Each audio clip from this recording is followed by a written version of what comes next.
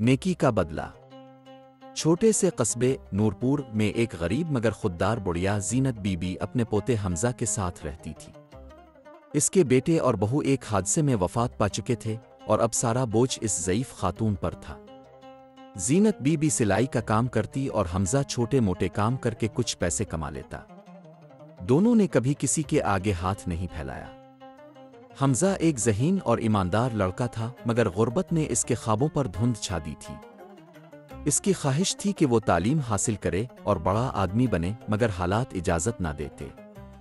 एक दिन हमजा को कस्बे के बाजार में एक सज्जी संवरी औरत नजर आई जो किसी चीज़ की तलाश में परेशान नजर आती थी। हमजा ने आगे बढ़कर अदब से पूछा, बीबी जी आपको कुछ चाहिए?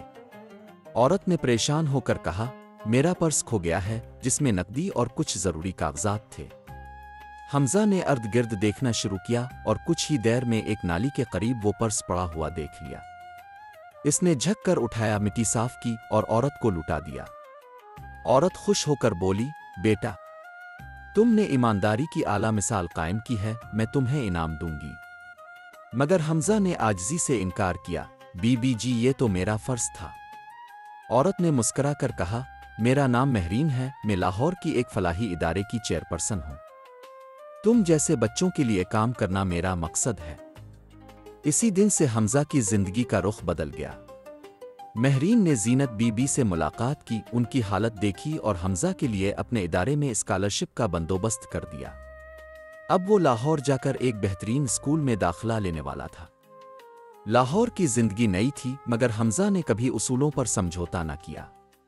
वो हर काम दियानतदारी से करता, क्लास में सबसे आगे रहता और वक्त पर सब कुछ मुकम्मल करता। इसकी सादगी और शाइस्तगी ने जल्द ही सबका दिल जीत लिया। 4 साल बीत गए। हमजा अब एक नौजवान बन चुका था। तालीम मुकम्मल होते ही इसे एक बड़ी कंपनी में नौकरी मिल गई।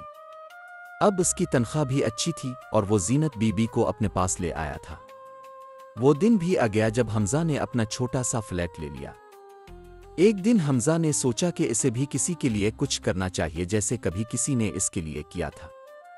इसने जीनत बीबी के मशवरे से रोशनी फाउंडेशन के नाम से एक फलाही इदारा कायम किया, जहां गरीब बच्चों को मुफ्त तालीम, किताबें और खाना दिया जाता था।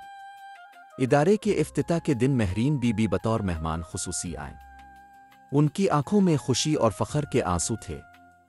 वो बोले, हमजा तुमने आज ये साबित कर दिया कि नेकी कभी ज़ाय नहीं जाती। हमजा ने हंसते हुए कहा, और अपने साबित किया कि किसी की मदद सिर्फ पैसों से नहीं बल्कि खुलूस से की जाती है। नेकी, खुलूस और ईमानदारी कभी ज़ाय नहीं जाते। अगर आप नेकी का बीज बोते हैं तो वो वक्त के साथ दरख्त बनकर साए और फल देता है।